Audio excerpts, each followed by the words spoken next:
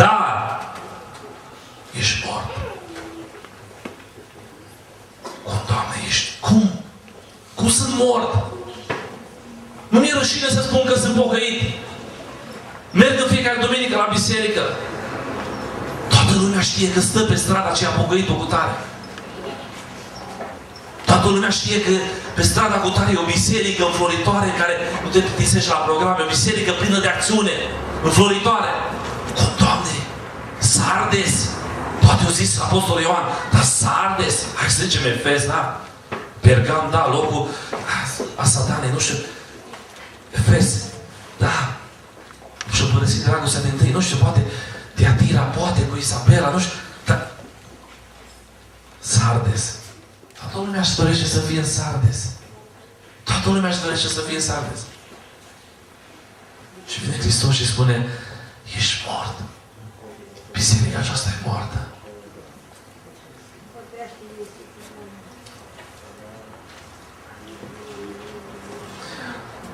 N-aveau probleme cu ideile eretice ale lui Balaam, ca și celelalte biserici, cu ereziile nicolaiților, cu nicolaiții, știți, erau legaliști în vremea aceea, cu Isabela, cu păcatele acelea de moralitate. Nu aveau probleme biserica aceasta și totuși această sentință, nu știu, m-am gândit, Doamne, nu-i prea dură. Și spune, ești moart. Și de ce? Și vorbește Domnul Dumnezeu și mă duce la Efeseni, capitolul 2. Haideți să vedem ce spune cartea Efeseni, capitolul 2.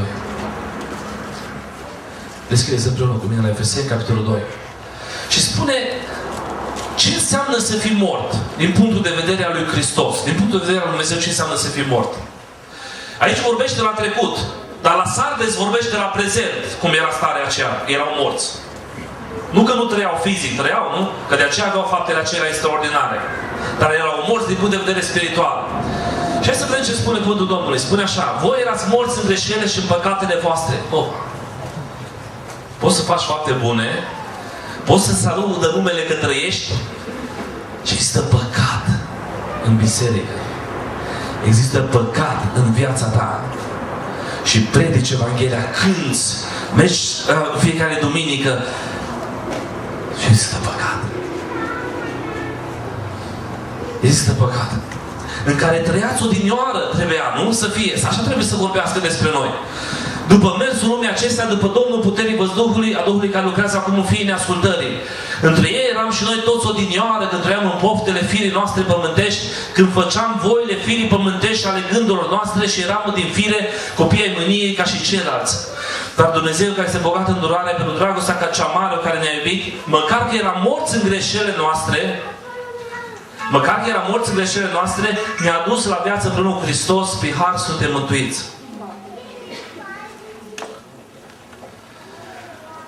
Fapte bune, aveau un nume bun înaintea oamenilor. Nu acceptate ereziile, aveau un impact în comunitate, cine nu-și dorește, toată lumea să știe biserica ta, nu? În orașul tău. Și totuși era un mormânt spiritual. Un mormânt spiritual. De ce era moartă? Pentru că exista păcat. De ce nu lucrează Dumnezeu în biserica ziua de astăzi? Pentru că este păcat. De ce nu se mai întâmplă minuni ca și altă dată? Că este păcat. De ce când te rogi, pur și simplu nu te mai pierzi în brațele Domnului și nu mai auzi glasul îngerilor cum glaudă pe Dumnezeu și pur și simplu uiți de timp și de ceas și de nevoile tale? De ce nu se mai întâmplă lucrurile alea? Pentru că este păcat. Și are ceva Hristos împotriva ta.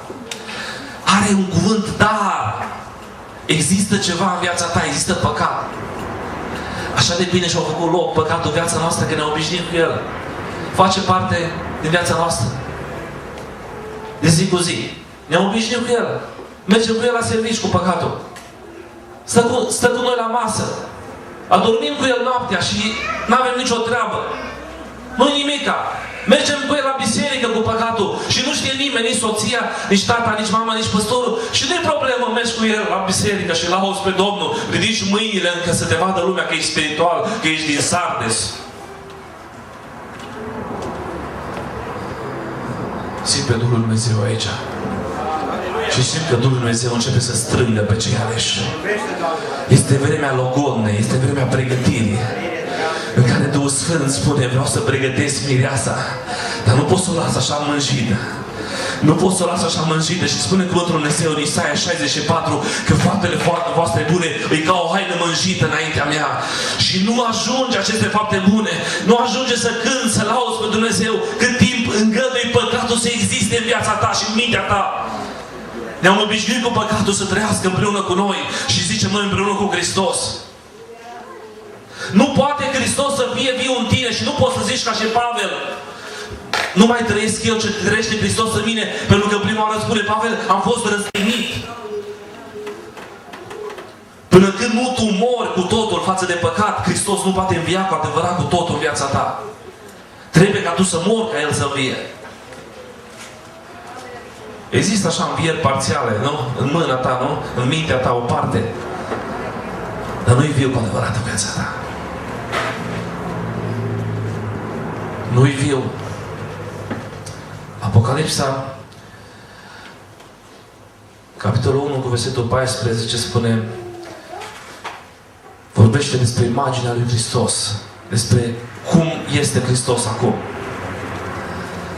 Și vorbește despre acei ochi ca parafocului. M-am tot gândit la acei ochi ca parafocului. Am stat înaintea Domnului și am zis, Doamne, ce pot să facă acești ochi ca parafocului? Și am văzut ce pot să facă. Am rugat ca acei ochi ca parafocului să privească spre biserica care o păstăresc eu. Am rugat ca acei ochi ca parafocului să privească spre mine. Am rugat ca acei ochi ca parafocului să privească spre familia mea, spre cei dragi ai mei și să pătrundă acolo dincolo de aparențe. Să pătrundă dincolo de ceea ce vrei tu să arăți lumii. De ceea ce vrei tu să arăți copiilor tăi. De ceea ce vrei tu să arăți soției tale și soțului tău și nu știe nimeni, dar știe cineva. Sunt acei ochi ca parafocului care a pătruns acolo și a spus, am ceva împotriva ta. Dar ești mort. Dar ești mort.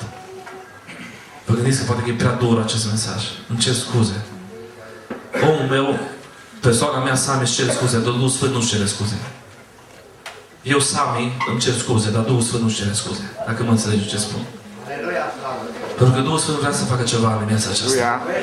O mână de oameni cât suntem aici vrea să fim pregătiți pentru nunta mirelui. N-aș vrea să fim, să ne înșelăm pe noi înșine, să credem că putem oricum. Există păcat. Există păcat în biserică și nu lucrează Dumnezeu din cauza păcatului. Dacă ar veni Hristos într-o vreme ca și aceasta și s-ar prezenta în viața familiei tale, s-ar venea un program din biserica ta, ce-ar spune despre tine? Ce-ar spune Hristos? Ce-ar spune Hristos? Să vină Hristos aici acum? Ce-ar spune Hristos? Ar exista un dar? Ar exista un dar și pentru tine? Dar am ceva împotriva ta? Dar există ceva? Puneți această întrebare. Ar fi ceva? Sau totul e în regulă? Totul e în regulă, nu?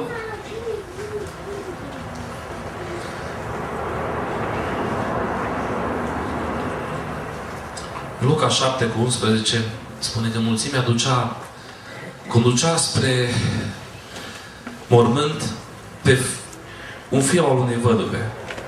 Nu vreau să vă gândiți acum la imaginea asta fizică, la acțiunea plastică ce s-a întâmplat în vremea aceea, ci aș vrea să vă gândiți la imaginea spirituală. Multe biserici duc morților. Multe familii duc morților și s-au obișnuit să ducă morților și nu mai sunt mame ca și acea văduve care să plângă pentru acel copil mort. Vedem oameni căzuți în păcat în jurul nostru. Vedem păcat în biserică, nu ne mai interesează treaba lui să-l judece păstorul sau Dumnezeu și să-l cheme la comitet, nu mă interesează. Ducem și noi, suntem mulțimea care ducem morții pe umeri. Și vine Hristos și spune, mă opresc, pentru că văd această văduvă cum plânge. Pentru că nu mai e lare. Nu mai e lare pe acest copil a ei. Nu mai este prezența lui Dumnezeu, nu mai este viață în biserică, nu mai